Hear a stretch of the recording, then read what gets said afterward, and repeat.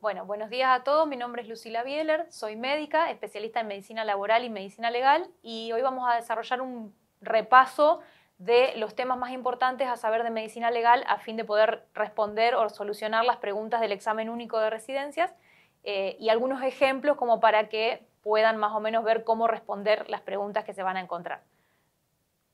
En principio vamos a hacer un repaso de cómo está estructurado el sistema legal en nuestro país. Aclaremos que cada país tiene sus legislaciones, pero todos estamos a veces suscriptos o adheridos a tratados o normas internacionales que tienen la misma jerarquía que en nuestro país tiene la Constitución Nacional. Entonces, nuestra pirámide jurídica o nuestro amparo legal para movernos en el ejercicio de la medicina está constituido en principio por la Constitución Nacional, los tratados internacionales que adquieren prácticamente la misma jerarquía que la Constitución Nacional, y después vienen las leyes nacionales, decretos presidenciales, las leyes provinciales, las constituciones provinciales y después todo lo que serían sentencias judiciales y contratos entre particulares. ¿Por qué hacemos esa aclaración? Porque todas las leyes que vamos a ir viendo, individuales, siempre están sujetas a una ley madre que es la Constitución o la suscripción a tratados internacionales, y hace que a veces nos encontremos con algunas preguntas en las que nos van a pedir referir a una ley puntual y esa ley nos encontramos que está modificada por alguna ley madre o por alguna ley complementaria o un decreto que hace que la respuesta que tengamos que elegir sea distinta. Siempre en medicina legal tenemos que acordarnos que cada ley que se va publicando va siendo modificada por una ley nueva y modifica a leyes anteriores, una o varias, pero siempre está sujeta a nuestra Constitución o a nuestra suscripción a tratados internacionales, que puede hacer a que tengamos que modificar el contenido. Por eso la medicina legal no es algo estático, que hoy lo voy a leer así y me quedo con este concepto de acá el resto de mi vida, sino que tengo que estar todo el tiempo actualizándome y viendo todas estas modificaciones a fin de que el tema quede mejor comprendido y que no nos vayamos a equivocar a la hora de elegir las opciones en las preguntas que vamos a tener, por ejemplo, en este examen. La primera ley que vamos a empezar a desarrollar es la ley 17.132, que es la ley que establece todas las normas que regulan el ejercicio legal de la medicina, la odontología y todas las actividades que colaboran. Llamémosle enfermería, llamémosle instrumentación quirúrgica, todos los auxiliares, tanto del médico como del odontólogo, está todo regulado bajo esta ley. Esta ley lo que establece en principio es el concepto de ejercicio legal de la medicina, que se considera que incluye el anunciar, prescribir, indicar o aplicar cualquier procedimiento directo o indirecto de uso de diagnóstico, pronóstico o tratamiento a una enfermedad que pueda tener la persona y al proceso de recuperación, conservación y preservación de su salud.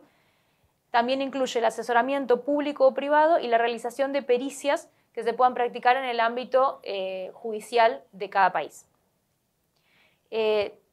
Todas las actividades, todos los que actúan fuera de esta ley, o sea, el que no la cumpla, va a tener una sanción que está establecida en nuestro Código Penal. El Código Penal y el Código Civil son dos leyes que son como la madre de todas las leyes que vamos a ver después, y siempre van en vinculación una con la otra. Todo lo que son las sanciones, ya sea multas o prisión, está establecido en nuestro Código Penal. Entonces, en el artículo 208 está establecido justamente todas las sanciones que podemos llegar a tener si nos escapamos del cumplimiento de esta ley. Otro elemento que incluye esta ley es que todas las personas que ejercemos en estas profesiones debemos tener nuestro título registrado en las autoridades competentes del país en el que nos encontremos, o de la provincia. En nuestro caso tenemos los registros de los títulos, son en los ministerios de educación de las provincias y de la nación. Entonces tenemos siempre el título registrado en algún lugar. No es que vamos a salir hay gente que sale sin título, pero la idea es que siempre esté regulado con el ente que corresponde. Hago la aclaración de Ministerio de Educación de la provincia o de la nación porque según qué universidad expida el título es donde se registra y donde se reglamentan los títulos después. En el artículo 6, 7 y 8 establece todos los organismos que fiscalizan justamente que los títulos estén registrados y que cumplan con las normativas de aprobación de las universidades nacionales. En el artículo 10 habla de si podemos o no publicitarnos como profesionales, y siempre teniendo en cuenta que podemos publicitarnos con el título que tenemos y con la especialidad que tenemos registrada en autoridad competente. No podemos publicitarnos como una especialidad que no tenemos, porque eso sería también un ejercicio ilegal y estaría penado por el Código Penal. Bien, para el ejercicio de la medicina solamente se autorizan a los médicos cirujanos o los doctores en medicina. Son los tres posibilidades de títulos que están aprobados en nuestro país para poder ejercer libremente y sin tener ninguna sanción y previa obtención de matrícula. Con la matrícula pasa lo mismo que con el título. Hay matrículas que son de dependencia provincial o de dependencia nacional. Dependiendo dónde yo obtuve mi título y dónde voy a ejercer, es el tipo de matrícula que puedo llegar a tener. Algunas, por ejemplo, nosotros en la provincia de Santa Fe tenemos 2 circunscripciones. La 1 y la 2, que son 2 colegios de médicos diferentes que registran las especialidades según la parte de la provincia donde vayamos a ejercer. No podemos ejercer fuera de la circunscripción en teoría por la matrícula. Bien, ¿qué funciones podemos llegar a tener nosotros también? Nosotros podemos certificar un montón de situaciones. Podemos comprobar salud, podemos comprobar enfermedad y podemos también hacer prescripciones de administración de medicamentos, indicaciones de reposo, aplicación o control de algún procedimiento que se haya realizado durante el tratamiento de alguna patología y siempre estableciendo bien todos los datos de las personas que estamos haciendo la constatación, digamos. Otra cosa importante es que los profesionales que ejerzan la medicina asistencial no podrán ser al mismo tiempo propietarios totales o parciales de algún cargo en algún establecimiento farmacéutico. Esto es para evitar la elección de los medicamentos o favorecer alguna industria y demás. La idea es que nosotros tenemos en la Argentina una ley de prescripción de medicamentos por genérico, por la cual el paciente mantiene su derecho después de comprar la marca que quiere, el laboratorio que quiere, entonces por eso es que se establece este artículo para que uno no tenga ningún tipo de vínculo y no favorezca a ninguna empresa farmacéutica en el ejercicio de su profesión. Esta ley también establece las obligaciones y las prohibiciones que tenemos los médicos para ejercer. Dentro de las obligaciones tenemos que prestar colaboración para las autoridades cada vez que nos pidan asistencia para algún evento, algún desastre, alguna cuestión que suceda, por ejemplo lo que tuvimos con el COVID, que estamos todos obligados a colaborar con la situación que es una emergencia, a asistir a los enfermos, respetar la voluntad del paciente, ajustarnos a lo establecido en todas las normas vigentes, fiscalizar y controlar todas las indicaciones que le damos a nuestros auxiliares. Por ejemplo, yo le indico a una enfermera aplicar una medicación, es mi responsabilidad controlar que lo haga.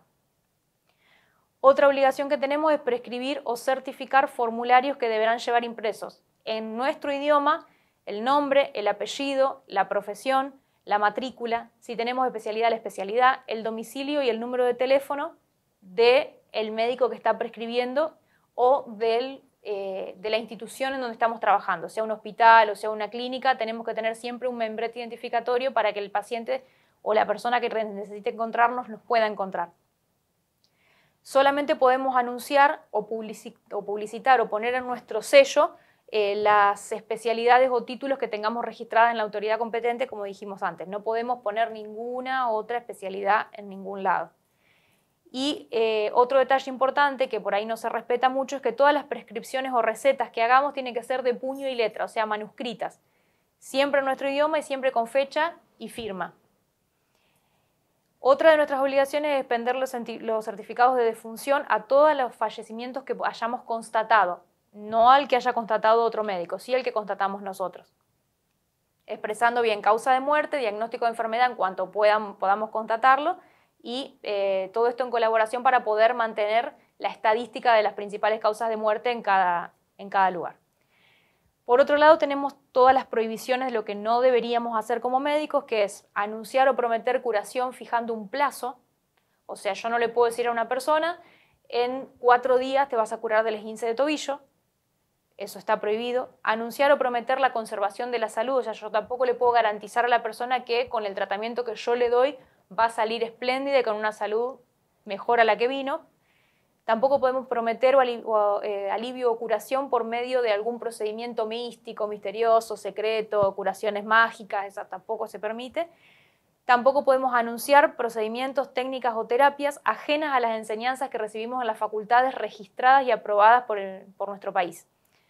Tampoco podemos prometer que tenemos algún tratamiento infalible. Y tampoco podemos anunciar cualquier especialización no reconocida por el Ministerio de Salud, el Ministerio de Educación o las facultades aprobadas en nuestro país. y, como dijimos antes, anunciarnos como especialistas sin estar registrados como tales. Otras cosas que también tenemos prohibidas es pedir certificados por los cuales se exalten o se elogien virtudes de algún medicamento especial o de algún producto o agente terapéutico que le estemos dando a la persona para uso diagnóstico o terapéutico. Publicar falsos éxitos terapéuticos, por ejemplo, vamos a suponer que tratamos a alguien, se cura utilizando una X terapia y yo hago publicaciones en Facebook, en Instagram, en redes sociales, publicitando que gracias a ese tratamiento que es mágico, nuevo y espléndido, curamos una persona y publicitamos eso para poder difundirlo. Eso también está prohibido. Publicar las cartas de agradecimiento que nos puede haber confeccionado un paciente, vender medicamentos, y también otra cosa que está prohibido, que la vemos mucho, sobre todo en los expedientes de juicios de mala praxis y demás, es el uso de prescripciones con signos, abreviaturas o algún tipo de clave o algún tipo de escritura especial que puede utilizar algún médico para señalizar algo. Eso está todo prohibido. Todo lo que escribimos tiene que ser sin uso de abreviaturas, sin signos, sin nada que no esté dentro de nuestra lengua oficial. Porque todo lo que no se puede leer o no se puede entender para la justicia no existe. O sea, si un juez agarra algo que yo escribí con una abreviatura, no sirve. Entonces eso es algo que tenemos que acostumbrarnos a dejar de abreviar, a pesar de que a veces el tiempo no ayuda, pero hay que tratar de utilizar abreviaturas reconocidas por las universidades. Hay algunas abreviaturas que son reconocidas y esas sí se pueden utilizar. Y otra cosa que tenemos prohibida es ejercer la profesión mientras estemos cursando una enfermedad infectocontagiosa. Bien, en el artículo 21 esta ley también contempla que para el empleo de un título de especialista o anunciarnos como especialista, los profesionales que ejerzan la medicina deberíamos acreditar alguna de las siguientes condiciones: ser profesor universitario en la materia de la que nos queremos anunciar, tener título de especialista otorgado por alguna universidad pública o privada certificada en nuestro país, o tener certificado de especialista otorgado por una Secretaría de Estado de Salud Pública o algún colegio de médicos. Pasando después al Código Penal, que es el que hablábamos de que tiene todo el conjunto de sanciones para cuando yo me escapo del cumplimiento de las leyes, vamos a ir, el Código Penal es una ley muy extensa y vamos a ir solamente a nombrar los artículos que nos interesan a nosotros como médicos. Dentro de ellos tenemos el artículo 208, que es el que regula el ejercicio legal de la medicina, el artículo 295 y 298, que regulan todas las penas para la falsificación de un documento, el 275 regula todo lo que incluye el falso testimonio, por falsedad, por omisión o por ocultamiento de información, el 84 que regula la mala praxis seguida de muerte, el 94 que regula la mala praxis seguida de lesiones, y después tenemos todo el cúmulo de artículos 85, 85 bis, 86, 87, 88, que son las modificadas por la ley 27.610, que la vamos a ver un poco más adelante, así que esa la vamos a saltear por ahora. En cuanto al artículo 208, que es el que regula el ejercicio ilegal de los profesionales del arte de curar, hablamos de ejercicio ilegal cuando la persona se anuncia como médico o trabaja como médico con falta de título o habilitación para hacerlo, anuncia o promete curación en un término fijo o por medios infalibles, o presta su nombre a una persona que no tenga título o no tenga habilitación. Eso es algo que ya hemos tenido varios casos en los que por ahí algún estudiante de medicina, por algún motivo desconocido, obtiene o se fabrica o consigue un sello de otro médico o mezcla matrícula, mezcla número de registro de otro y constituye un sello y con eso trabajan. Se presentan a hacer guardias, se presentan en centros de salud y tenemos bastante problema con eso, hubo varios casos ya, por eso hay que tener siempre cuidado de tener el sello que uno tiene, tener siempre un registro de cómo es y en el caso que uno sospeche que alguien lo falsificó o algo, siempre hacer la denuncia en los colegios de médicos, en los colegios de farmacéuticos, para que cualquier documentación que circule con nuestro sello pueda ser frenada. Lógicamente que la firma es individual y probablemente el problema se termina resolviendo cuando después un perito calígrafo evalúa la firma y se da cuenta que era falsificado el sello, pero siempre hay que tener cuidado de no dejar el sello tirado, no prestárselo a alguien, no dejarlo en el hospital, porque estas cosas pueden pasar. A veces pasa que lo agarra alguien, firma un par de hojas, lo deja ahí y esas hojas circulan y no sabemos a dónde van. Y eso lamentablemente nos trae todos estos problemas. En el artículo 84, que fue modificado por la ley 27.347 en 2017, habla de la pena, será reprimido con prisión de 1 a 5 años, inhabilitación especial, por 5 años más, el que por imprudencia, negligencia o impericia en su arte o profesión, o por inobservancia de los reglamentos o deberes de su cargo, causare la muerte de una persona. Este es el artículo que nos pena por la mala praxis. Tenemos estas 4 formas de mala praxis: la imprudencia, la negligencia, la impericia o la inobservancia. Calculo que ya sabrán todos estos temas, pero para hacer por lo menos un repaso, imprudencia es cuando yo hago algo más de lo que debo hacer. Negligencia es cuando hago algo que no sé hacer. Impericia es cuando hago algo que no sé hacer, y negligencia es cuando me equivoco en lo que estoy haciendo. Y la inobservancia de los reglamentos es cuando yo tengo un protocolo para trabajar y no lo cumplo. Por ejemplo, en la época del COVID teníamos un protocolo para vestirnos y desvestirnos antes de ver al paciente. Si yo no cumplo con alguna de esas partes y yo me enfermo y me muero, o contagio al paciente de algo y se muere, puedo ser juzgado por mala praxis. La pena que nombramos es por el simple ejercicio de la mala praxis, y después podemos tener una pena mayor si la persona, aparte de las lesiones, se muere. En los artículos 89, 90, 91, 92, 93, que no los vamos a explayar pues son bastante largos, habla de todas las lesiones que yo le pudiese generar a la hora de aplicar algún tratamiento y que no deberían ocurrir.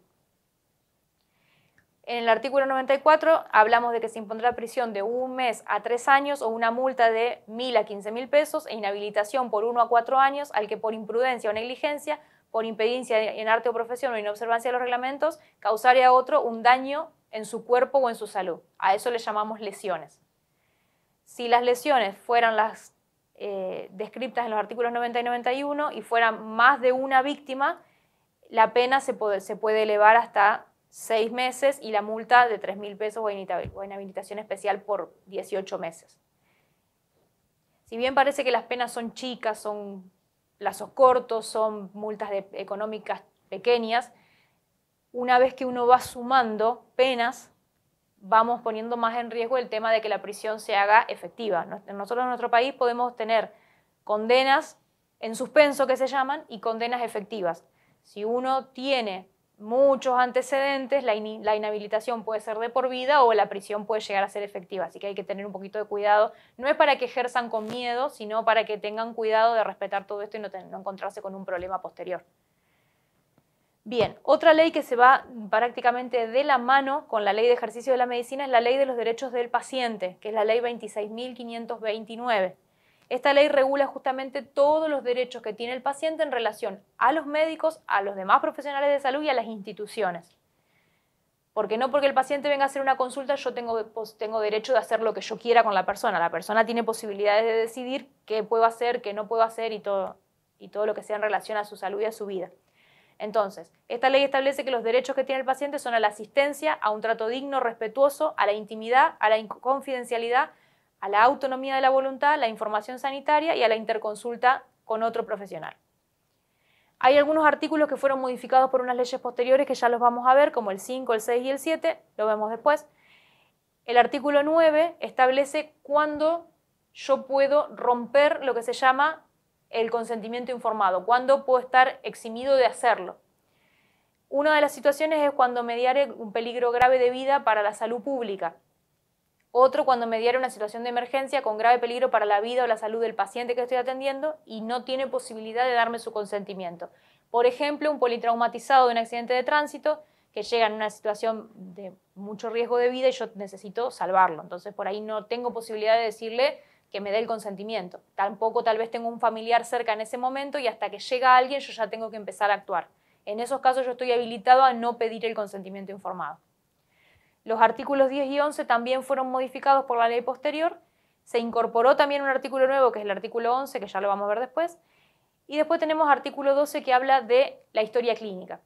La historia clínica es un documento médico legal obligatorio, cronológico, foliado, que debe ser completo, en el cual yo debo colocar toda la información actualizada, completa y todo lo que yo realizo al paciente, desde el interrogatorio cuando llega, le saqué sangre, le hice laboratorio, le hice radiografía, el tratamiento, todo tiene que estar registrado ahí, absolutamente todo. Otro elemento que tenemos acá es que la historia clínica siempre debe ser en papel y escrita en manuscrito. Eso era hasta hace 15 días. Hace 15 días salió una ley nueva, que ya la vamos a ver al final, que estableció la estructura de una historia clínica digitalizada o informatizada en el territorio de nuestro país. Hasta esta ley madre, la historia clínica tenía que ser en papel o informatizada y con un respaldo en papel. Después ahora se modificó y se creó esta nueva ley que ya la vamos a ver al final, que hace 15 días salió. Otro elemento importante que regula esta ley es la titularidad de la historia clínica. La titularidad de la historia clínica siempre es del paciente. El dueño de la historia clínica es el paciente. El médico o la institución de salud son los custodios legales del documento. Pero siempre ante el requerimiento del paciente tenemos 48 horas para entregarle copia de la historia clínica, sin decir ninguna objeción posible. Bien. Otra cuestión que regula esta ley es la integridad. Este tipo de documentos deben ser inviolables, no debe ser posible de ser modificados, en teoría, pero la idea es que nadie agregue nada que no estaba. Unicidad, no deberíamos tener 2 o 3 historias clínicas distintas en distintos lugares, debemos tener toda la historia clínica en un mismo lugar, tiene que ser única. Inviolabilidad también, los establecimientos profesionales tienen la custodia o guarda de la historia clínica para que no sea modificada desde que el médico la escribió hasta que tal vez el paciente pueda pedir una copia. Tenemos la obligación de guardarla por 10 años, que es el plazo de prescripción de todo el tipo de reclamos civiles o penales en nuestro país. Y en el artículo 19 habla de la legitimación del pedido de la historia clínica, que es que aparte del paciente puede pedirla un representante legal del mismo, el cónyuge o conviviente, los herederos y cualquier profesional que haya intervenido en el tratamiento y que cuente con la autorización del paciente para pedir copia. Ante la negativa de la institución o del médico de entregar la copia de la historia clínica, el paciente o la familia tiene la posibilidad de un recurso que se llama habeas data, que son recursos de resolución rápida. El habeas data, el habeas corpus, los amparos son recursos rápidos que tienen las personas para obtener lo que necesitan. El habeas data justamente es el recurso que tenemos de protección de datos personales y de toda la información relacionada a nuestra vida y a nuestra salud. Entonces, cuando yo obtengo una negativa de la institución o del médico de entregarme copia de la historia clínica, puedo recurrir a través de un asesor letrado a ejecutar el recurso de habeas data, que son recursos de emergencia, se resuelven en 24, 48 horas como máximo. Como veníamos diciendo, la ley de derechos del paciente sufrió una serie de modificaciones. La primera ley que la modificó es la ley 26.742, que modifica algunos artículos, el artículo 2, el 5, el 6, el 7, el 10, el 11 y agrega un artículo que es el 11 bis. El artículo 1 modifica específicamente un inciso del artículo 2 que habla de la autonomía de la voluntad del paciente en aceptar o rechazar alguna terapia o procedimiento. ¿Qué significa esto? Yo al paciente tengo que explicarle el tratamiento que le quiero administrar, tengo que consensuar que acepte realizarlo, explicándole sus beneficios, sus riesgos, sus efectos adversos, todo lo que puede llegar a pasar y que decida si quiere o no hacerlo. No está obligado a dar fundamentos de por qué quiere o no quiere hacerlo, ni a firmar ningún tipo de consentimiento de por qué quiere o no hacerlo, pero sí tengo que preguntarle y pedirle la autorización. Esto que quede claro que no implica interrumpir todo lo que sea medidas de tratamiento o acciones tendientes a darle alivio al sufrimiento del paciente. Esto se aplica más que nada en todo lo que es patologías oncológicas terminales, que por ahí los pacientes dicen, yo no quiero ningún tipo de tratamiento que prolongue mi agonía o mis síntomas o mi cuadro clínico, lo que quiero es terminar mis días lo mejor posible. Entonces, bueno, se consensúa qué tipo de tratamiento se puede aplicar para que la persona decida cómo quiere vivir el resto de sus días.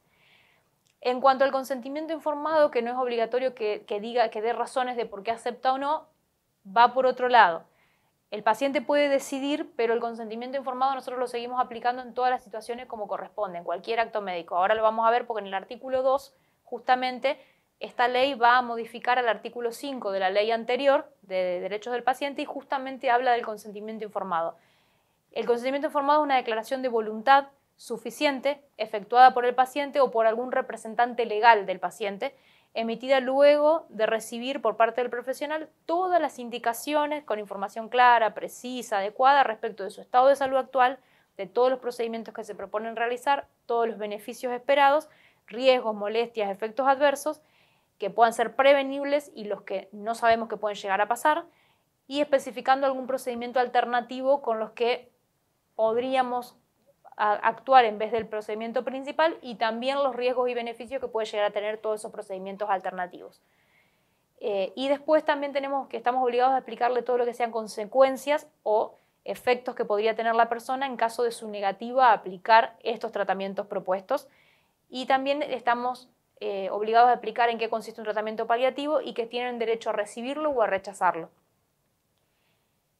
Bien, el consentimiento informado, acordémonos que es algo que tiene que estar presente en toda la práctica médica. Nosotros, cualquier cosa que vamos a hacer, debemos tomar el consentimiento del paciente. Normalmente y habitualmente se hace de modo verbal, pero lo recomendable es que sea por escrito. Van a estar acostumbrados a que van a ver el consentimiento informado en forma escrita en los procedimientos quirúrgicos o intervencionistas, pero lo ideal es que esté escrito en cualquier tipo de atención que se realice, para tener un resguardo de que yo expliqué todo lo que tenía que explicar, el paciente lo entendió y pudo opinar y decidir. En el artículo 3, esta ley modifica al artículo 6 de la ley anterior, que habla de la obligatoriedad del consentimiento informado. O sea, está obligado en todo tipo de procedimiento a pedirse el consentimiento informado del paciente. En el artículo 4 incorpora al artículo 7 un inciso que implica que cualquier negativa a realizar algún procedimiento paliativo o algún procedimiento muy invasivo que el paciente se niega, deberemos dejar el consentimiento en forma escrita para quedarnos con la tranquilidad de que todo fue explicado y fue entendido y que no haya reclamos posteriores. En el artículo 5 modificamos el artículo 10 de la ley anterior, que habla de la revocabilidad de esta decisión en aceptar o rechazar una terapia o procedimiento. ¿Qué significa? Si el paciente dijo yo no quiero hacerme esto, puede venir después y decir sí, ya quiero hacérmelo ahora. O si dijo que sí, puede venir y decir yo ahora no lo quiero más. También va más en relación a los tratamientos paliativos, pero se aplica a todos los tratamientos o procedimientos de investigación o procedimientos de diagnóstico que podamos aplicar sobre una persona. El artículo 6 incorpora y modifica el artículo 11 hablando de lo que se llama directivas anticipadas. ¿Qué significa eso? Que toda persona mayor de edad y capacitada mentalmente puede disponer directivas anticipadas sobre su salud, pudiendo consentir o rechazar determinados procedimientos médicos, ya sea preventivos o de tratamiento, ya sea paliativos, y decisiones relativas a su salud. Las directivas deben ser siempre aceptadas por el médico, salvo las que impliquen desarrollar prácticas eutanásicas. En nuestro país todavía la eutanasia no es legal, así que por más que el paciente me lo pida y lo deje por escrito, yo no lo puedo hacer. Las directivas anticipadas generalmente se hace una constancia legal, pero por más que el paciente lo pida, lo firme un escribano, venga Dios y me lo pida, yo no lo puedo hacer porque no tenemos legislación que nos ampare. Hasta ahora, no sabemos más adelante.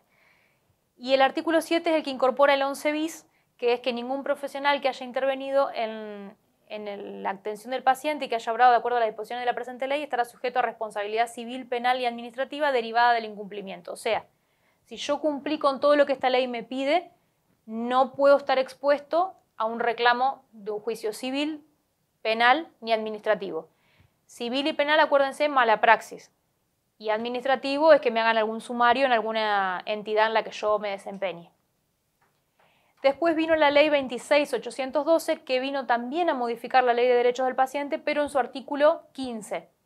Solamente modificó qué datos yo debo sí o sí constar en una historia clínica, debo dejar sentado, que son la fecha de inicio de la historia clínica, los datos personales del paciente, la familia, los datos del profesional con su especialidad, su matrícula, todo lo que hablamos antes, el registro de todos los profesionales y auxiliares que hayan intervenido, o sea, no solamente firma el médico la historia clínica, también todos los profesionales que van interviniendo tienen que dejar constancia de lo que hicieron. El enfermero, el nutricionista, todo el que pasó por ahí tiene que firmar lo que hizo y dejar constancia de lo que hizo. Describir todos los antecedentes fisiológicos, genéticos, patológicos y todo acto médico que yo haya realizado durante el ingreso del paciente bajo mi atención. Todo, absolutamente todo. Acá les puse una pregunta ejemplo que se pueden llegar a encontrar en el examen, que es, según la ley número 26.529 de derechos del paciente en relación a los profesionales e instituciones de salud, ¿en qué caso el profesional quedaría eximido de requerir un consentimiento informado? Las opciones que nos da son, cuando mediare gran peligro para la salud pública, una situación de emergencia con gran peligro para la vida del paciente, cuando el paciente fuera menor de edad o se vean afectadas sus facultades mentales, cuando el equipo tratante tenga certeza de la necesidad y eficacia del tratamiento, o cuando la intervención no sea invasiva o no revista gran riesgo para el paciente. La respuesta correcta acá es la primera, que es cuando mediare gran peligro para la salud pública o gran peligro para la vida del paciente. Acuérdense cuando vimos en la estructura de la ley que justamente son los momentos en los que yo puedo empezar a atender a la persona sin pedir su consentimiento porque hay una urgencia de vida para la persona o para el resto de la población o la salud pública. ¿Por qué hablamos del resto de la población y salud pública? En nuestro país tenemos la regulación de los derechos, que los derechos individuales de cada uno de nosotros terminan donde empiezan los derechos del de al lado. Entonces, si yo tengo algún problema de salud que pone en riesgo a la persona que tengo al lado, hay que sí o sí intervenir y tratar esa patología o esa situación para respetar el derecho del de al lado. No son solamente mis derechos, sino los de todos. Por eso mismo, volvemos al principio cuando hablamos de la pirámide de la estructura legal de nuestro país. Acá tenemos la Ley de Derecho del Paciente, la Ley de Ejercicio Legal de la Medicina, pero estamos siempre bajo el mando de la Constitución que reglamenta los derechos individuales y los derechos colectivos de las personas. Entonces siempre, sí o sí, tenemos que ir subiendo y bajando de complejidad en las distintas legislaciones. Otro ejemplo de pregunta con la que se pueden llegar a encontrar es con la Ley 17.132, que reglamenta el ejercicio de la medicina, como decíamos recién, y la pregunta dice lo siguiente: los profesionales médicos están obligados a que, según esta ley, usar en sus prescripciones signos, abreviaturas o claves que no sean señaladas en las facultades de ciencias médicas reconocidas, anunciar agentes terapéuticos de efectos infalibles, respetar la voluntad del paciente en cuanto sea negativa a tratarse o internarse, salvo los casos de inconsciencia, alienación mental, lesionados graves por causa de accidentes, tentativa de suicidio o de delitos, anunciarse como especialistas aunque no se encuentren registrados como tales. La opción correcta es la C, que es la de respetar la voluntad del paciente en cuanto sea negativa a tratarse o internarse, salvo en los casos en los que esté afectada su conciencia o haya lesiones que pongan en riesgo su vida o la vida de los demás, o la tentativa de suicidio o algún delito. La explicación es la misma que dimos recién. Siempre respetamos el derecho del paciente, siempre consensuamos, siempre aplicamos consentimiento informado, salvo que la vida de la persona esté en riesgo o salvo que la vida de terceros esté en riesgo. Bien, después pasamos a otro grupo de normativas con las que estamos regulados a trabajar, que son las que regulan los derechos generales de las personas, como por ejemplo el Código Civil. Dentro del Código Civil, que también es una ley muy extensa, al igual que el Código Penal, tenemos algunos artículos que se relacionan más con el ejercicio de nuestra profesión. Dentro de ellos tenemos el artículo 19, que establece que el inicio de la vida humana es con la concepción. El artículo 20, que establece cuánto es la duración de un embarazo. ¿Por qué les pongo este artículo? Porque después vamos a ver todas las leyes nuevas de interrupción voluntaria y legal del embarazo y demás, y para eso se remonta a estas definiciones, al comienzo de la vida humana, a la duración del embarazo establecida más o menos entre 180 y 300 días, que es lo que establece esta ley, y siempre basado en eso es que se genera la otra. Esta sería como la ley madre bajo la cual se generan las nuevas. En el artículo 25 hablamos de la definición de menor de edad para la ley. Un menor de edad para la ley es una persona que no cumplió 18 años. Se considera para esta ley un adolescente, una persona que tiene 13 años, un menor de edad, perdón, que ha cumplido 13 años, de entre 13 y 18. Fíjense que esta clasificación por ahí no les va a coincidir con las clasificaciones que estamos acostumbrados a estudiar en la facultad de lo que es niñez, adolescencia, adulto joven, adulto mayor, porque esto es una clasificación legal. Esta clasificación está armada en base a la adquisición de derechos y a la ejecución de derechos. Por eso, siempre hay que saber que menor de edad es menor de 18, adolescente entre 13 y 18 años. ¿Cómo es el ejercicio de derechos de estas personas? En su artículo 26, el Código Civil reglamenta cómo es el ejercicio de los derechos para una persona menor de edad, o sea, menor de 18 años. Ya lo vamos a ver más adelante cuando veamos el desarrollo. En el artículo 93 hablamos del fin de la existencia de las personas, que la existencia de la persona jurídica es con la muerte, ahí perdemos todo tipo de derecho y dejamos de existir. En el artículo 94 estableció todos los requisitos de comprobación de muerte, que esto viene relacionado después con la ley de donación de órganos. En este artículo se establecen todos los requisitos para comprobar la muerte y después hay otra ley complementaria que establece todos los requisitos de muerte y que dejan en condición de ser donante de órganos. Bien, otras leyes que siempre nos están regulando por alrededor, que no las vamos a explayar porque son muy extensas, pero hay que saber que existen y que están siempre vinculadas, son la ley 26.061, que es la Ley de Protección Integral de los Derechos de Niños, Niñas y Adolescentes. La Ley 26.485 es la Ley de Protección Integral de las Mujeres y es la ley en la que se establece todos los mecanismos y normas para prevenir, sancionar y erradicar la violencia contra las mujeres en los ámbitos en los que desarrollen sus actividades. La Ley 26.378, que es la ley que da valor y da adherencia a la Asamblea de Derechos de las Personas con Discapacidad. Y la Ley 27.360, que es la Convención sobre la Protección de los Derechos Humanos de las Personas Mayores. Todas estas leyes son leyes creadas para darle valor a los tratados internacionales de derechos humanos. Derechos del niño, derechos de la mujer, derechos de la persona con discapacidad, derechos de los ancianos.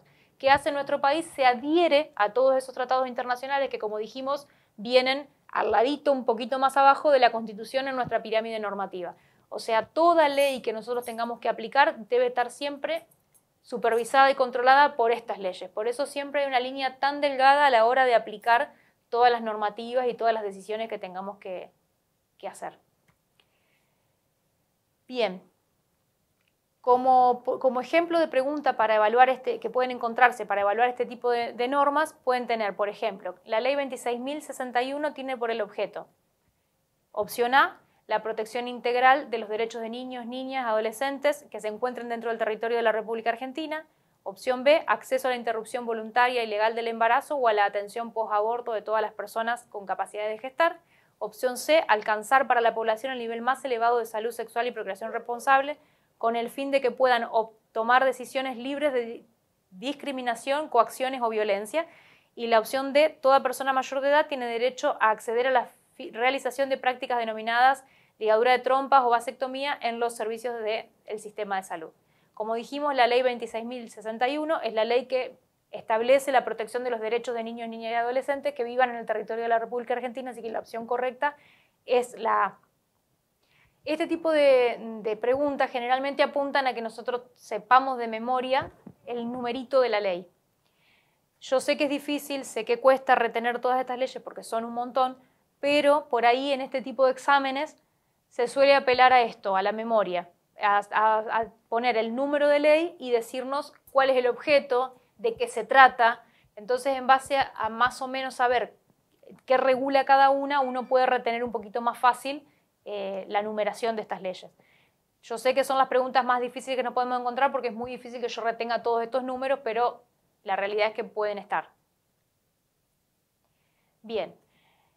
Ahora pasamos a todo lo que son las normativas que regulan sexualidad, género, fertilidad y la interrupción legal del embarazo, que son todas las leyes más nuevas que hemos tenido incorporadas a la medicina legal en la actualidad.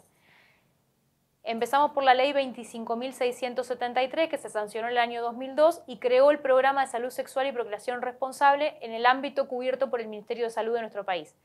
Esa ley viene a regular todo lo que sea salud sexual y procreación responsable. Tiene incluido las capacitaciones y la entrega de distintos métodos anticonceptivos, la educación sexual en las escuelas y todo el programa de prevención de patologías de origen de transmisión sexual y la educación y promoción de la salud en este aspecto. Todo está cubierto, en teoría, por el sistema de salud, público o privado. En el sistema privado se lo llama programa médico obligatorio o PMO, que van a ir viendo que todas las otras normativas que establecen todas estas regulaciones están incluidas para que este programa lo cumpla. ¿De qué se trata este programa? Es justamente una serie de prestaciones que el Ministerio de Salud o el gobierno establece que las obras sociales tienen que sí o sí dar cobertura sin decir nada y cubrir al paciente para que pueda acceder a las mismas. No siempre pasa, pero la realidad es que todo lo que está incluido en el programa médico obligatorio debería ser una prestación obligatoria para obras sociales, medicinas prepagas y entidades de seguro que brinden ese tipo de servicio. Después tenemos la ley 25.929, sancionada en 2004, que establece que todas las obras sociales, regidas por todas las leyes nacionales, entidades de medicina prepaga, deben brindar obligatoriamente todas las prestaciones médicas y demás que vengan relacionadas con el embarazo, el trabajo de parto, el parto en sí mismo y el posparto, incorporando todo esto al programa médico obligatorio, como decíamos recién. Establece también los derechos que tienen los padres y las personas recién nacidas, que es a tener una atención, un trato digno, y todo lo que hablamos que tiene que estar incluido en la historia clínica. Todo se establece acá. Al hablar de que regula los derechos, volvemos a los derechos que ya tenemos en las leyes anteriores, solamente los traemos acá para darles valor. Toda actualización de la ley debe volver a dar valor a lo previo. Y bueno, todo está cubierto por el programa médico obligatorio. Después apareció la ley 26.130 en el año 2006, que establece que toda persona mayor de edad, o sea, mayor de 18 años y en sus plenas facultades, tiene derecho a acceder a la realización de prácticas de anticoncepción quirúrgica, ya sea ligadura de trompas o la ligadura de conductos deferentes o vasectomía en el hombre.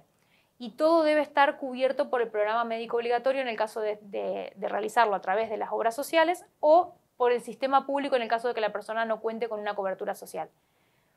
¿Cuáles son los requisitos para acceder a estos procedimientos? Que la persona sea capaz mentalmente, que sea mayor de edad y que preste su consentimiento informado. Estas sí o sí hay que hacer consentimiento informado porque son prácticas definitivas.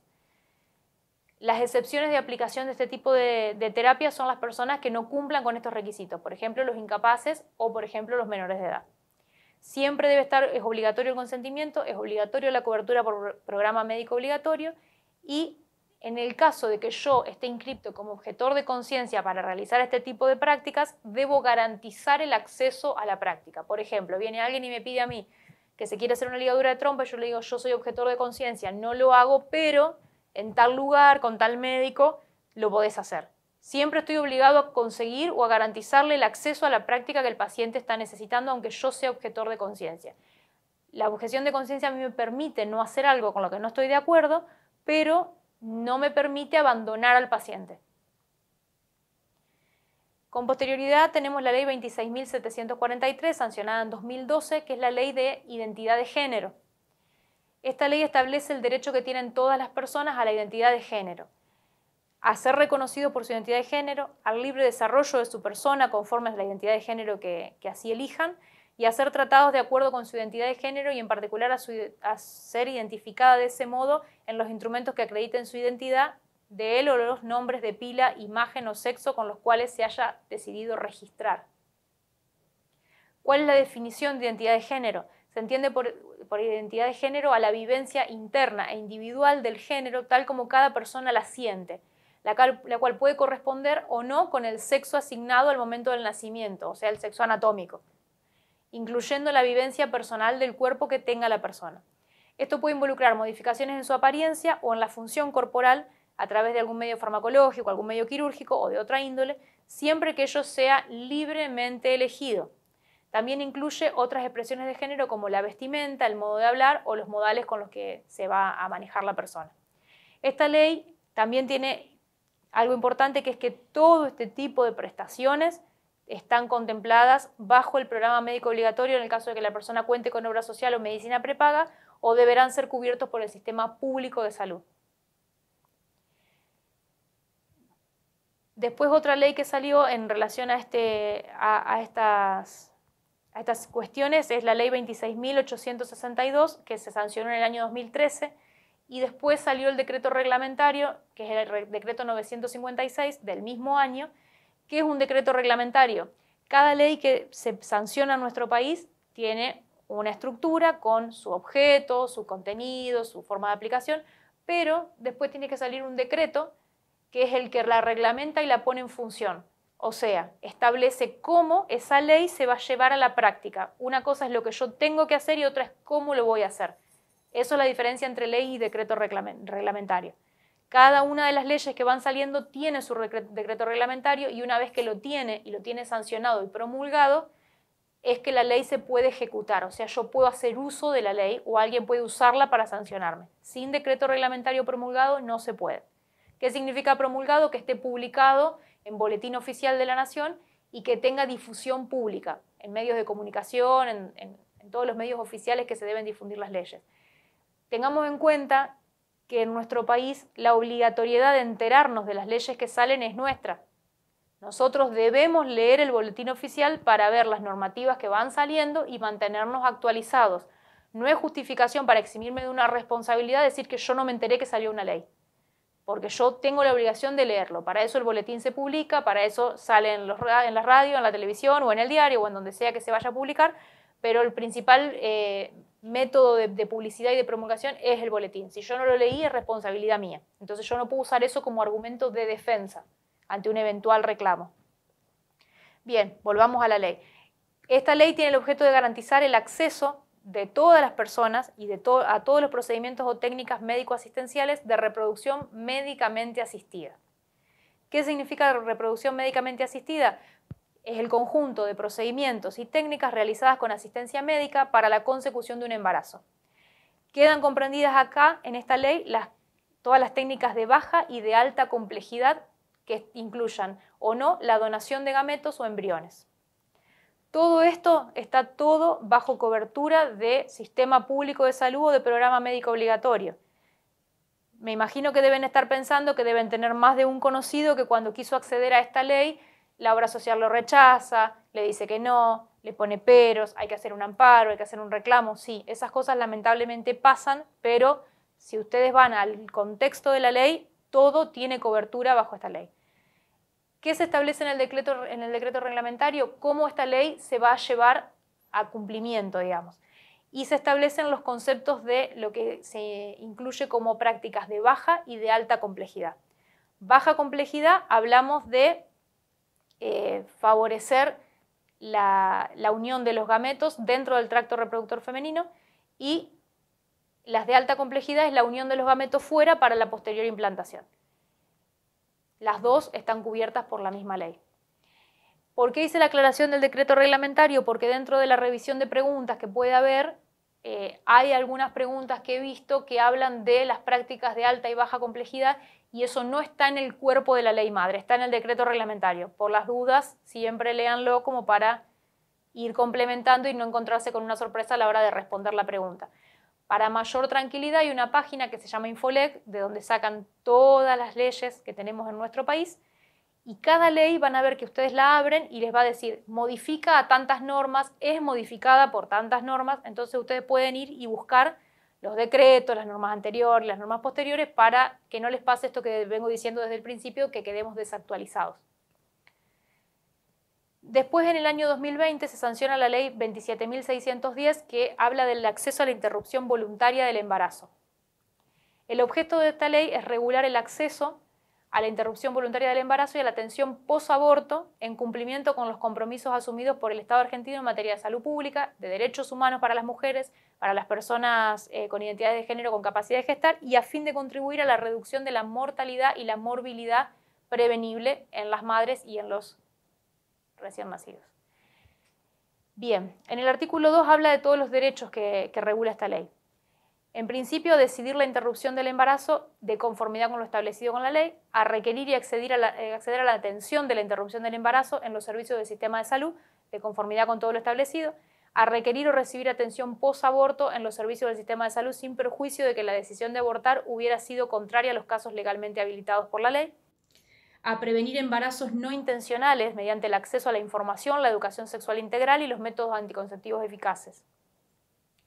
En su artículo 4 regula que la interrupción voluntaria del embarazo es decidir y acceder a la interrupción voluntaria del embarazo hasta la semana 14 inclusive del proceso gestacional. Fuera de este plazo podrá acceder a la interrupción del embarazo solo en las siguientes situaciones. Una de ellas es si el embarazo fuera resultado de una violación con el requerimiento de la declaración jurada pertinente de la persona gestante ante el personal de salud que está interviniendo, salvo en el caso de menores de 13 años donde la declaración jurada no se requiere. Y el otro caso en el que se puede acceder fuera de la semana 14 es si estuviera en peligro la vida o la salud integral de la persona gestante. En el artículo 5 regula que las personas tienen derecho a la atención integral, al trato digno, a la privacidad, a la confidencialidad, a la autonomía de la voluntad, al acceso a la información y a la calidad de atención. Si ustedes se fijan, es todo lo mismo que se regula en la Ley de Derechos del Paciente, nada más que aplicado a este caso puntual. O sea, con la Ley Madre de Derechos del Paciente, que yo no la debería romper bajo ningún punto de vista, se llega hasta acá, sumado con otras leyes madre como el Código Civil, el Código Penal, los tratados internacionales, pero siempre respetando los derechos del paciente. Yo, por más que no esté de acuerdo con lo que está haciendo la persona, yo no puedo intervenir en sus decisiones. En el artículo 7 establece la obligatoriedad del consentimiento informado, volvemos a lo mismo, siempre tiene que estar presente en el acto médico, y en el artículo 8 va a regular qué es lo que pasa con estas situaciones en los menores de edad. Según lo establecido en el artículo 26 del Código Civil, que es el que nombramos anteriormente, las personas menores de edad deberían tener el consentimiento del mayor a su cargo o de algún asesor letrado que los ampare. Siempre. Mayores de 18 dan consentimiento solo, menores tienen que tener sí o sí la habilitación del mayor a cargo de ellos o de algún amparo legal, porque puede pasar que los padres o tutores no estén de acuerdo con la decisión y el menor puede requerir un asesor letrado que lo ampare en sus derechos. Y ahí queda todo sujeto a la decisión del juez, si autoriza o no autoriza. Pero el menor tiene derecho a obtener un asesoramiento si los padres no están de acuerdo con sus decisiones. En el artículo 10 regula todo lo que es vinculado a la objeción de conciencia del profesional o los profesionales, porque acá intervienen no solo los médicos, sino los instrumentadores quirúrgicos, las enfermeras, y todo el que participa del proceso. Nosotros podemos ser objetores de conciencia, como decíamos antes, pero la objeción de conciencia no nos exime de la responsabilidad sobre el paciente. Yo no lo puedo dejar abandonado. Si viene una persona y me solicita la realización de la interrupción del embarazo, yo, si no estoy de acuerdo y estoy inscripto en el registro de objetores de conciencia, debo garantizarle el acceso en algún lugar a que pueda obtener esa práctica lo antes posible. No decirle venite en 2 meses y vemos. Hay que garantizarle el acceso sí o sí, no lo podemos dejar abandonado, porque si no caemos en la figura del abandono de personas, que es otra norma que por ahí nosotros en medicina no la usamos mucho, no la conocemos mucho, pero está dentro del Código Civil y Penal y el abandono de persona tiene su penalidad también. La objeción de conciencia de las instituciones es más o menos lo mismo.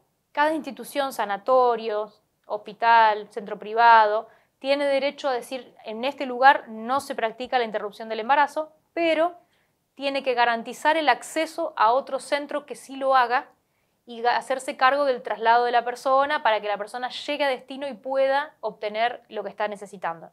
Vamos a lo mismo, caemos en la figura del abandono de la persona. Siempre hay que garantizarle el acceso a su derecho. La cobertura y calidad de las prestaciones, decíamos que tiene que estar todo cubierto por programa médico obligatorio si hablamos de instituciones privadas o por el sistema de salud público, y la calidad de las prestaciones tiene que ser la mejor posible y cubriendo todas las necesidades que el caso amerite. Y en el artículo 13 regula todo lo que es la educación sexual integral y la educación en salud sexual y reproductiva. ¿Qué significa esto? No porque esta ley regule el acceso a la interrupción voluntaria del embarazo, yo voy a dejar de practicar todo lo que hablábamos antes de educación sexual. Todo lo que sea educación sexual y salud reproductiva, salud sexual responsable y demás, no debo dejar de hacerlo, porque la idea es no llegar a que la persona me pida la interrupción del embarazo, sino evitar los embarazos no deseados. Entonces, si yo hago una muy buena educación, evito tener que llegar hasta acá. En el caso de que no se pueda o que haya alguna situación que exceda, como puede ser una violación o puede ser una situación X, ahí lamentablemente la persona, bueno, puede acceder a estos recursos o no, porque tal vez tal vez no quiere, pero es la única salida que encuentra a lo que le pasó. Por eso la idea es trabajar en prevención, en promoción de salud y si ninguno de los mecanismos ha tenido el efecto deseado, tener el acceso a la persona poder decidir lo que quiere hacer con su vida. Bien, en relación a todo lo que está contenido en esta ley, se han realizado algunas modificaciones en el Código Penal argentino y vamos a ver algunos de esos artículos. Se sustituyó el artículo 85 por un contenido nuevo en el que habla de que la persona que causare el aborto va a ser reprimido con prisión de 3 a 10 años si obrare sin consentimiento de la persona gestante, y esta pena se puede elevar a 15 años si el hecho fuere seguido de la muerte de la persona gestante. Y será reprimido con prisión de 3 meses a 1 año si obrare con consentimiento de la persona gestante luego de la semana 14 de gestación, y siempre que no mediaren los supuestos del artículo 86, que ya lo vamos a ver. Incorporó el artículo 85 bis, que habla de la prisión de 3 meses a 1 año y inhabilitación por el doble tiempo a un funcionario público o autoridad de un establecimiento de salud que se niegue injustificadamente o obstaculice el procedimiento de interrupción legal del embarazo. Bueno, en su artículo 16, esta ley sustituye el artículo 86 del Código Penal, hablando de que no es delito el aborto realizado con el consentimiento de la persona gestante hasta la semana 14 inclusive. Fuera de este plazo, no será considerado delito un aborto realizado con consentimiento de la persona si el embarazo fuera producto de una violación o si estuviera en riesgo la vida o la salud integral de la persona gestante. En su artículo 17 viene a sustituir el 87 del Código Penal, hablando de que será reprimido con prisión de 6 meses a 3 años el que causare un aborto con violencia y pasando por encima de los derechos de la persona gestante. En su artículo 18 modifica el artículo 88 del Código Penal, estableciendo la pena con prisión de 3 meses a 1 año de la persona gestante que luego de la semana 14 y sin que mediaren los supuestos del artículo 86 causare su propio aborto o prestare consentimiento para que se lo causen. Se puede eximir de esta pena cuando las circunstancias hicieran excusable la conducta. Hablamos de una persona con características de inimputable. Y la tentativa de una persona gestante para causarse su propio aborto no será punible. O sea, cuando intenta y no lo logra, no se considera delito. En el artículo 19 establece todas las condiciones y todos los requisitos para capacitar permanentemente a todos los integrantes del sistema de salud en todo lo que es educación sexual, procreación responsable y en el contenido de esta ley de acceso a la interrupción legal del embarazo. Después, por otro lado, tenemos la ley 27.611 que habla de la atención y cuidado integral de la salud durante el embarazo y durante la primera infancia. O sea, se incluyen dentro del programa médico obligatorio o dentro de la cobertura por la salud pública todas las prestaciones necesarias para la persona gestante y para la primera infancia del recién nacido vivo.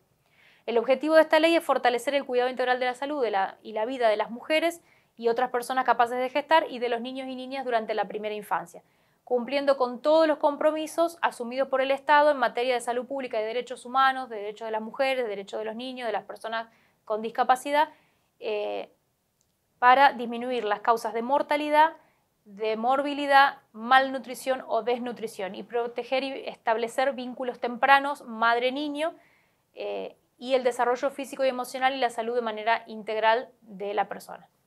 Todo esto vuelve otra vez a lo que hablamos al principio de la adhesión de nuestro Estado Nacional a los tratados internacionales. Esa ley le pasa a dar formalidad y cobertura a través del sistema del programa médico obligatorio a todo lo que garantice el acceso a los derechos de la mujer, del niño y de las personas con discapacidad según lo que se establece en los tratados internacionales a los que nos encontramos adheridos. En relación a estos temas, elegimos algunas preguntas de ejemplo con las que se pueden llegar a encontrar en el examen, como por ejemplo la siguiente. ¿A partir de qué edad se considera que se requiere únicamente el consentimiento de la persona interesada en acceder a la intervención quirúrgica de modificación corporal en el marco de la Ley de Identidad de Género, en virtud de lo establecido con el Código Civil y Comercial de la Nación? Las opciones son a los 13 años, a los 16, a los 18 o a los 21.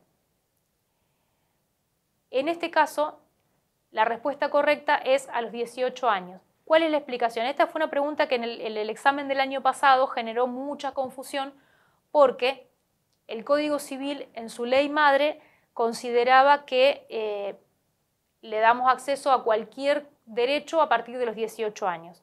En las modificatorias a raíz de la ley de identidad de género amplió y dividió el marco en darle acceso a los derechos a partir de los 16 años a todo lo que sea prácticas no invasivas y a partir de los 18 a las que sean prácticas invasivas. Por eso se generó la confusión. Hay mucha gente que contestó en base a lo que está en la Ley de Identidad de Género, que al hablar de los 16 y los 18 años generó una especie de confusión, y en realidad la pregunta estaba orientada al contenido del Código Civil. Acuérdense que está el Código Civil, está la Ley de Identidad de Género y tenemos un decreto reglamentario que establece cómo interpretar el contenido del artículo 26 del Código Civil. Si se acuerdan un poquito más atrás, hablamos del Código Civil y hablamos del artículo 26, que es el que establecía el acceso a los derechos de una persona menor de edad. ¿Por qué se generó un decreto para interpretar este acceso a los derechos? Porque justamente se generaba esta confusión. Para poder saber a qué edad correspondía que la persona decida por sus propios medios, a qué edad decida con la asistencia de sus padres o de un asesor letrado, y según qué tipo de procedimiento quiera realizar sobre su cuerpo o sobre su vida. Por eso se generó ese decreto que estableció todos los protocolos y procedimientos por los cuales los profesionales de la salud nos tenemos que regir a la hora de que venga una persona que tenga una edad comprendida entre los 13 y los 18 años y saber qué contestarle, cómo asesorarlo y cómo proceder ante un pedido de este tipo. Por eso es que la respuesta correcta es a los 18 años, porque hablamos de lo establecido en el Código Civil. Bien, otro ejemplo que tenemos es, según la Ley 26.862, que plantea en sus artículos la definición de reproducción médicamente asistida y los aspectos relacionados con los beneficios, la cobertura y el acceso a técnicas y procedimientos de diferente nivel de complejidad, indique cuál de las siguientes corresponde a uno de los enunciados postulados por esta ley. La primera opción es que se consideran técnicas de alta complejidad a aquellas que tienen por el objeto la unión entre óvulo y espermatozoide fuera del tracto genital femenino. Se considera técnica de alta complejidad aquellas que tienen por objeto la implantación de un óvulo ya fecundado, es la opción B. Opción C, los procedimientos incluidos en esta ley no estarán incluidos dentro del programa médico obligatorio. Y opción D, solo serán incluidas dentro de las prestaciones del programa médico obligatorio los procedimientos de baja complejidad. Como ya vimos antes, la opción correcta es la A, que se considera técnicas de alta complejidad a aquellas que tienen por el objeto la unión de óvulo y espermatozoide fuera del tracto genital femenino para su posterior implantación. No son correctas las otras, ¿por qué? Porque las técnicas de alta complejidad no son exclusivamente la implantación de un óvulo ya fecundado, incluyen varias posibilidades, por eso esa no sería correcta. Si bien parte del enunciado está bien, pero no es el enunciado completo. Los procedimientos, como vimos, todos deben ser cubiertos por el programa médico obligatorio, por lo cual la opción C tampoco sería correcta. Y cuando hablamos en la opción D de que solo deberán estar incluidas las prácticas de baja complejidad en el programa médico obligatorio, también es incorrecta porque debe cubrir todo tipo de prácticas. Bien, después pasamos a otro tema que son todas las normativas vinculadas a todo lo que es trasplante de órganos, donación de sangre y hemoderivados. Este tipo de prácticas tuvo un gran cambio en su normativa a lo largo del tiempo. Yo voy a mencionar todas y vamos a quedarnos con la que está en vigencia. La primera ley que tuvimos es la ley 24.193, que regulaba el trasplante de órganos y materiales anatómicos. Ya está derogada, no se utiliza más. La ley 26.066 fue una ley que vino a modificar la ley anterior, en la cual se manifestó la voluntad negativa o afirmativa por parte de la persona respecto a la ablación de órganos y tejidos de su propio cuerpo. Ablación en personas capaces mayores de 18 años que no hayan dejado constancia de su oposición a ser donantes luego de la muerte, y fallecimiento de menores de años no emancipados. Todo eso regula esa ley, que hoy en día también fue modificada, así que por eso dejamos solamente el concepto de lo que regulaba. Luego de esto se creó la resolución 34 del año 98, que es la que estableció, como dijimos antes, todos los protocolos de diagnóstico de muerte bajo un criterio neurológico, o sea, una muerte encefálica. Este es el tipo de criterios que debemos reunir en un fallecido para poder realizar el trasplante de órganos. Si no cumplimos con estos criterios, los órganos no serían aptos para poder donarlos. La ley que tenemos actualmente en vigencia es la ley 27.447, que fue sancionada en el año 2018, que es la nueva ley de trasplante de órganos, tejidos y células, cuyo objetivo es regular todas las actividades vinculadas a la obtención y utilización de órganos, tejidos y células de origen humano en todo el territorio de la República Argentina, incluyendo su utilización para investigación, promoción, donación, extracción, preparación, distribución, trasplante y seguimiento. Esa ley vino a derogar definitivamente la ley 24.193, que fue la original, desapareció, nos quedamos con esta solamente. En esta ley se estableció que Todas las personas podemos manifestar nuestra voluntad de donar o no donar órganos ante autoridades competentes. Ejemplo, el INCUCAI, el RENAPER, que es el Registro Nacional de las Personas. Nosotros manifestamos cuando hacemos nuestro DNI si somos o no donantes, y también podemos manifestarlo en el INCUCAI. Si yo manifesté que voy a ser donante, se supone que nadie puede interferir en mi decisión. Eso tiene una línea muy delgada porque siempre se termina pidiendo también el consentimiento de los familiares al momento del fallecimiento para confirmar la decisión de la persona.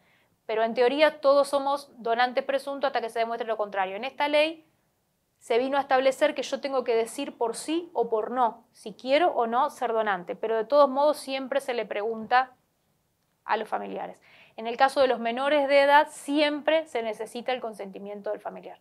Siempre sí o sí, no se puede decidir por su propia voluntad. Se sumaron a esta ley algunas resoluciones posteriores para ordenar algunas cuestiones, como por ejemplo la resolución 797, que estableció todas las normas administrativas y técnicas para seleccionar un donante. O sea, no cualquiera puede ser donante, necesitamos que cumpla con ciertos requisitos. Según sea donante de órgano, donante de médula ósea o donante de sangre, tenemos que cumplir ciertos protocolos que están establecidos en esa resolución. Posteriormente tenemos la resolución 1507 de 2015, que es del Ministerio de Salud, que modificó algunos puntos de la ley original en la que establece el cuestionario de información para el donante. Yo estoy obligado a darle al donante un cuestionario de información para que lea todo lo que sea teórico en cuanto a cómo va a ser, qué le va a pasar, qué no le va a pasar, qué requisitos tiene que cumplir, cuáles no, cuáles lo excluyen, cuáles lo incluyen.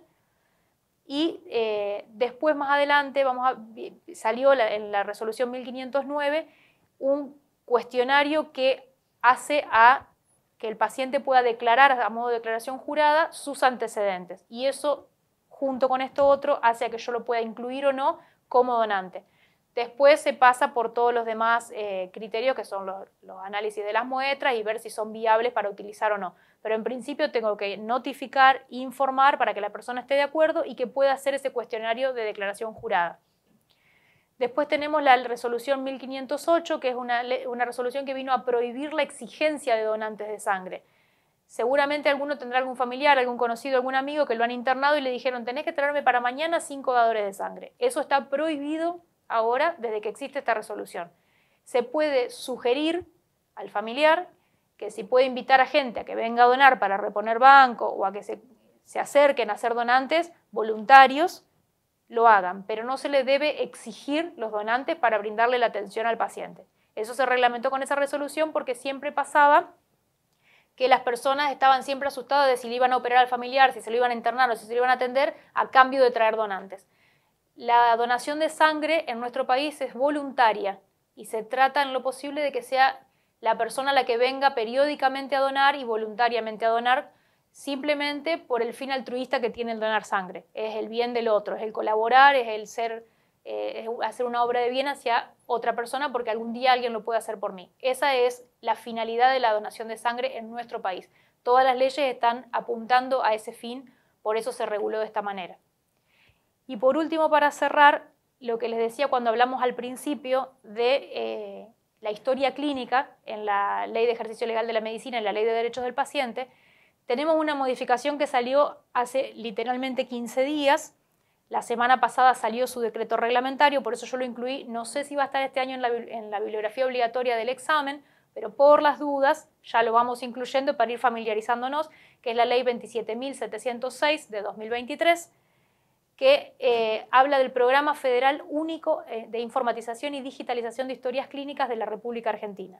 ¿Qué establece? Establece la creación de un programa que no se sabe cómo va a ser todavía, pero que va a ser en principio una red que va a vincular a todos los efectores públicos de salud, hospitales, centros de salud, SAMCOS y demás complejidad, pero todo lo que es efector público, en un mismo sistema informático en el cual se va a generar un diseño de historia clínica para que la persona, si se atiende en Salta, en Buenos Aires, en Santa Fe, en donde sea, todo esté registrado en un mismo archivo al cual podamos acceder con un código y podamos ver todo el historial para saber ante qué paciente estamos y poder seguir siempre el registro de la salud de la persona.